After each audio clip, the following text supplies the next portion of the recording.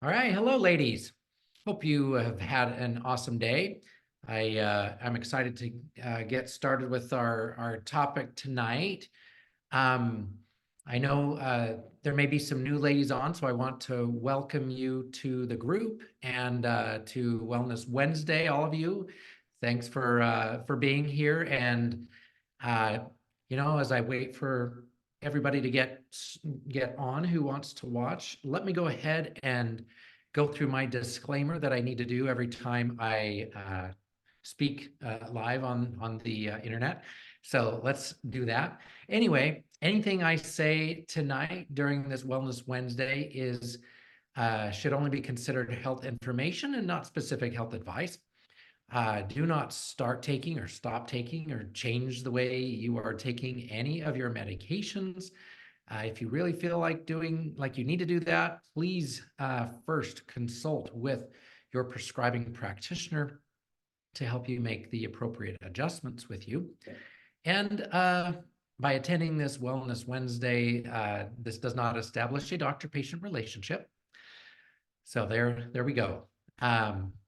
Now I will say this in preparation for the topic tonight. It is a sensitive topic, and um, just be aware that does if this applies to you, if this topic applies to you, um, it's one thing certainly to talk about trauma, but you know, it- there are certain situations that you find yourself in that help you, that cause you sometimes to relive it. That shouldn't happen, but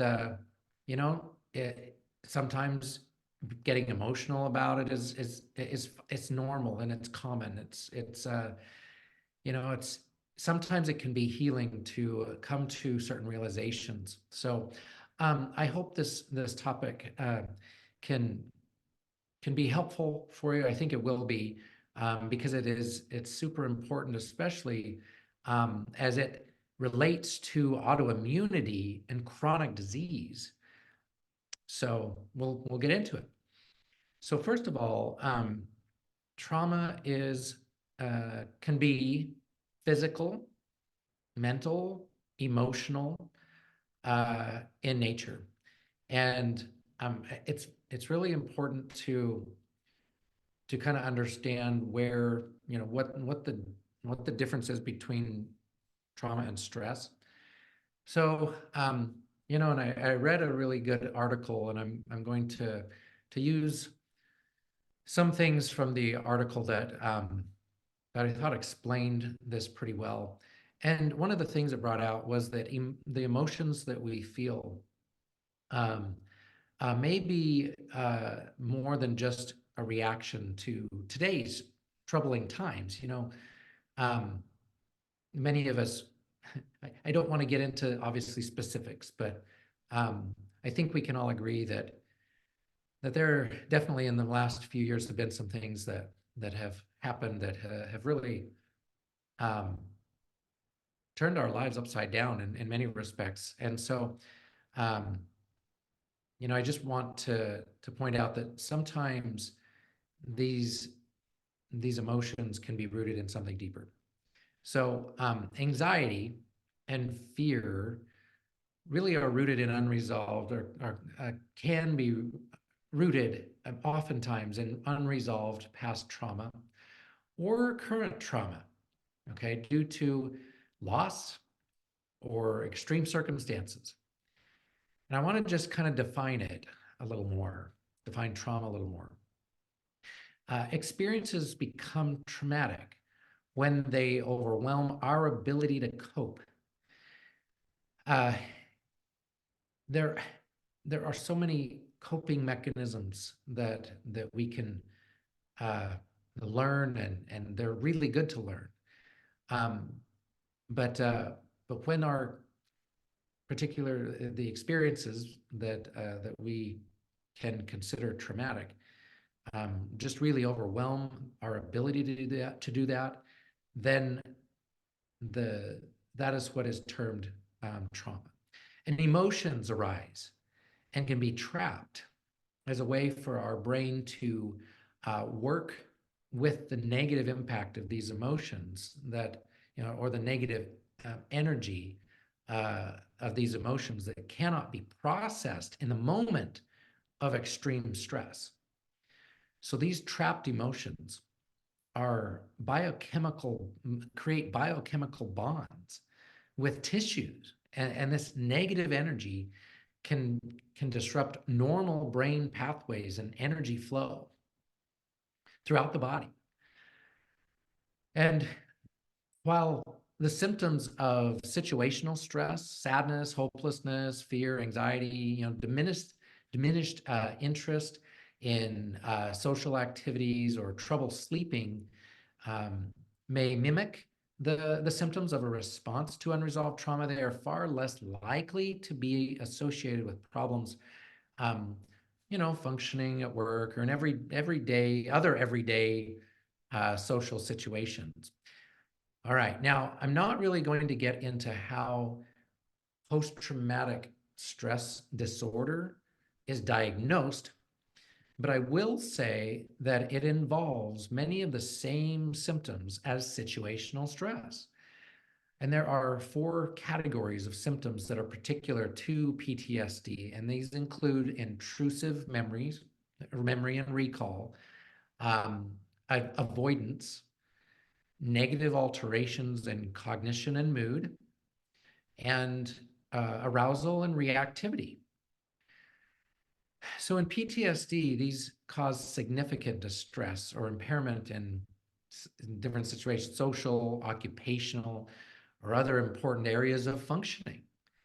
A person may also have an acute stress disorder, not chronic, which has similar symptoms, but involve a shortened experience or only last a short time.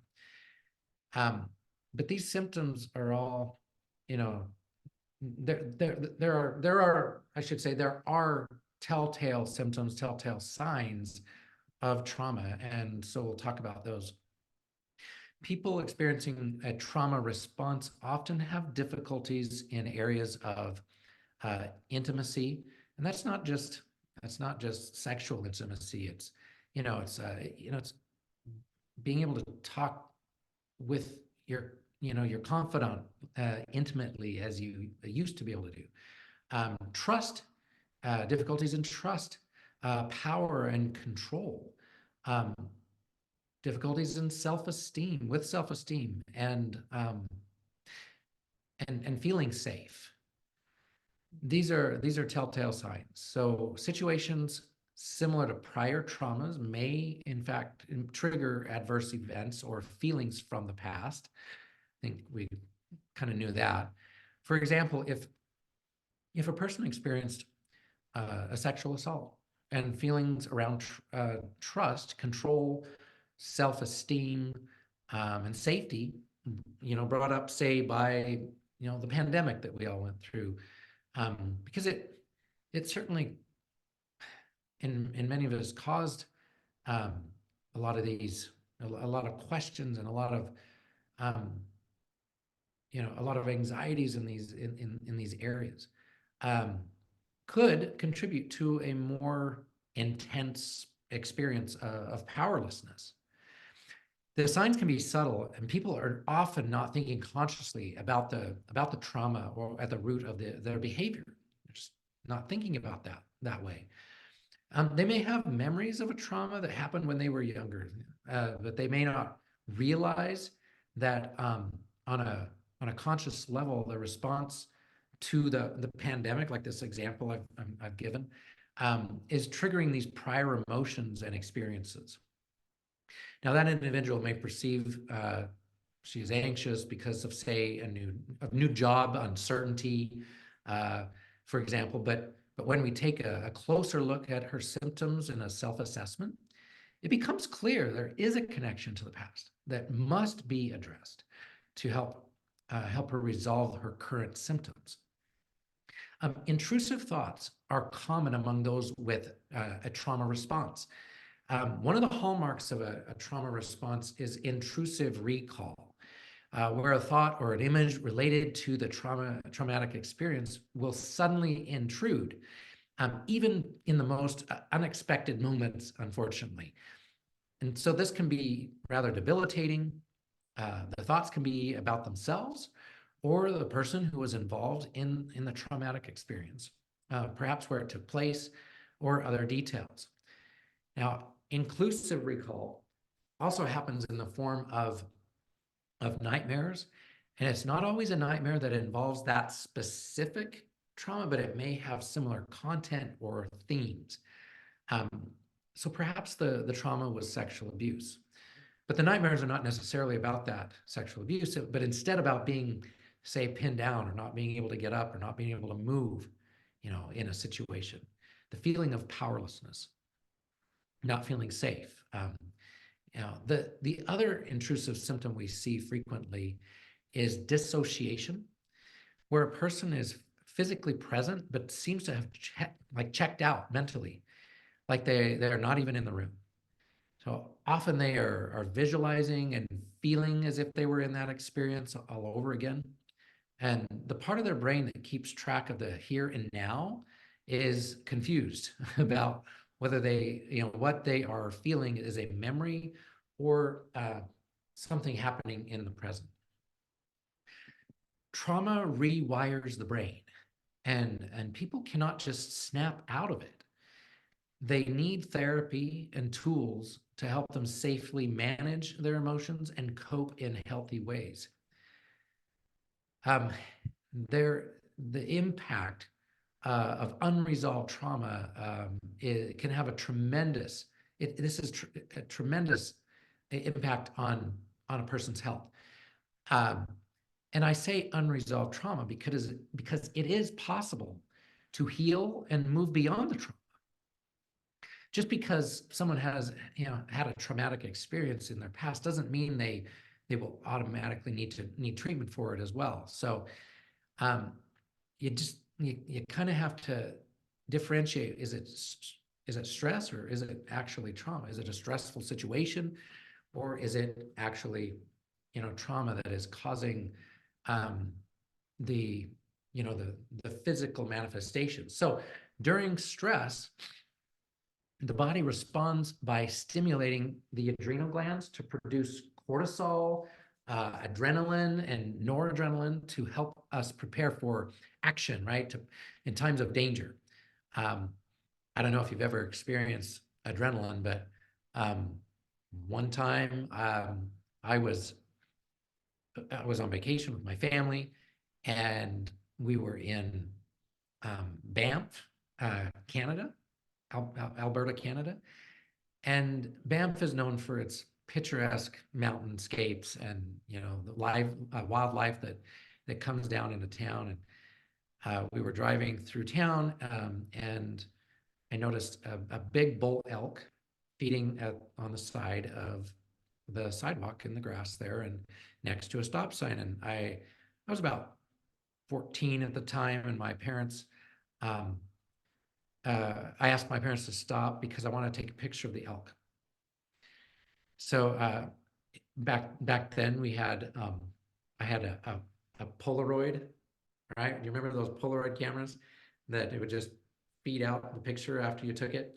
And so I had my camera because we were sightseeing, and I crept as close to that bull elk with this huge rack of antlers to get that picture right next to the stop sign. I thought that was going to be pretty funny, pretty interesting to, if it happened to look up and there's a stop sign right there, like, okay, that's a pretty cool picture. And I was about 15 feet away, 15, 20 feet away, probably not as close as 15. And I obviously got his attention, and he popped his head up, and I snapped the picture. Flash went off, and then he lunged for me. And I jumped over the car that was parked right next to that stop sign, clear over the car, okay, to get out of his way. What was that? I was not a super athlete. Um, the effect of adrenaline is amazing. Cleared the car, got in the back seat of my parents' car, and we um, drove off. Got the cool picture though. I still have it somewhere. So while that doesn't, that wasn't necessarily a traumatic experience. I mean, in a way, I guess it could have been if I would have suffered extreme harm, by the elk's antlers. Um, but it's interesting how I recall that as clear as day, that experience. It is, I will probably never forget it. And it is, in my memory for forever. So the the let me talk about prolonged stress. Um, so these hormones, these cortisol, uh, adrenaline, noradrenaline, they show up even in times when we're worrying, and they play an important role in keeping you safe. That's one of your brain's jobs.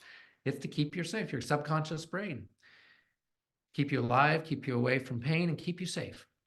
Um, and but these hormones are not meant to circulate in your bloodstream for long periods of time. So extreme prolonged stress may diminish your body's ability to perform at its full capacity, which can lead to physical or mental health symptoms, including burnout. Um, Burnout can leave you disinterested, of course, in work, leave you reckless, tense, forgetful, um, with difficulty concentrating sometimes. Someone who has experienced trauma may have stronger and more frequent surges of cortisol and adrenaline from their heightened responses and perception of danger, which causes wear and tear on the body as well. So, um, this prolonged cortisol impacts thyroid function. It impairs pituitary's function to make TSH, which stimulates the thyroid um, to stimulates the thyroid to make more hormones. So cortisol also interferes with T4 to T3 conversion in the liver, and it interferes with thyroid hormone binding in the cells. And that's where it needs to work, right? So cortisol keeps thyroid hormone from functioning. It also raises reverse T3. So that has the opposite effect of T3 basically putting the brakes on your cells function, and all of this putting you in a hypothyroid state. Okay, so there absolutely are health impacts from unresolved trauma. Other physical manifestations include cardiovascular problems like high blood pressure, stroke, or heart attacks. There's been research to connect unresolved trauma to fibromyalgia and so those symptoms and general inflammation in the body, which can lead to autoimmune disorders like Hashimoto's and organ fibrosis, which is scarring. Obesity and cancer are also associated with unresolved trauma. And finally, unresolved trauma puts people at higher risk of substance use disorder, and substance use is often initiated or increased after trauma. It is important to know that your symptoms could be the result of trauma. An assessment may be very helpful to determine if unresolved trauma is contributing to problematic behavior or physical symptoms and disease. People can successfully recover from trauma. And distinguishing whether symptoms are trauma-related versus stress-related is a huge, important first step to prevent further impact, and so you can begin to heal. Now, I can share a few resources, and utilize you can utilize these whatever way you see fit. Again, I'm not presenting any health advice, but there are some good resources. One of the books I would recommend that's in my library is The Emotion Code by Bradley Nelson. Uh, Another book with helpful information on um, kind of changing and rewiring your brain um, is called Breaking the Habit of Being Yourself by Dr. Joe Dispenza.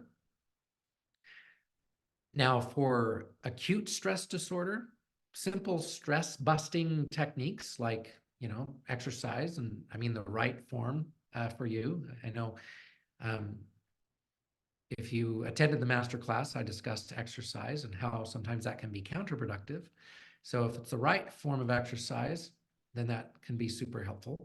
Meditation, healthy eating, counseling can also be very helpful and really help with acute stress disorder.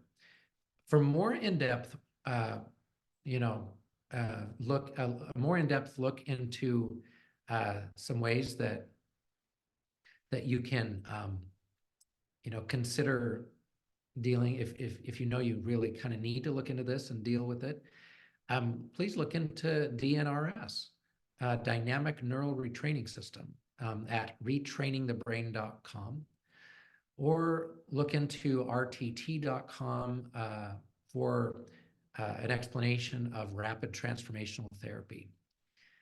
These are just provide helpful resources. You can learn more about these tools.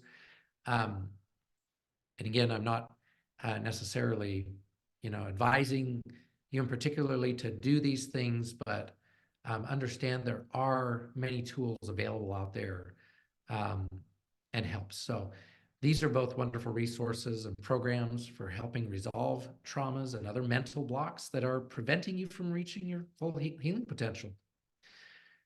But finding the root causes as well for why you have symptoms is always necessary to truly address the issues. So getting the right tests and having someone who knows how to interpret them properly is absolutely necessary for knowing how to address your root causes and imbalances that, so that your body can heal. So I see a question that in the beginning I did address this, that trauma certainly can lead to autoimmune disease, and I mentioned Hashimoto's, but certainly any other autoimmune disease could be a result of unresolved trauma. Yeah. All right. So if you do have questions, let me scroll through the comments here. So there's a question: how do we know that a traumatic experience has produced trapped emotions or a trapped emotion? And how do we keep emotions from getting trapped? You don't really keep them from getting trapped in the moment. If you're dealing with an intense traumatic experience, or a stressful experience, that I should say, and you just simply don't have time to process the emotions that you're feeling at that time, they will become trapped. Removing yourself from the stressful situation, I guess, would be, as quickly as possible, I guess, would be the best way, so you can begin to process the emotions. And remember, thoughts are always associated with emotions, and then those thoughts lead to actions or inactions. So and I get, sometimes you are just frozen in time when you're going through a traumatic, I should say, a stressful situation that can turn traumatic if it's if you've been dealing with chronic stressors like this, or a very, very stressful situation. It really comes down to whether you have time or not to process that and change the thoughts, if you can, associated with that emotion. And so, a lot of training goes into, like in the military, where they work with helping soldiers know what to do when they're captured. There's trainings that are done, if they're captured as a POW, for example, and uh, they're given tools and basically coping mechanisms, coping skills to immediately try to process the emotions that they might have in a situation like that. So uh, it's not an easy thing, and that's why so many of us might be dealing with unresolved traumas that lead to our mental and physical health issues.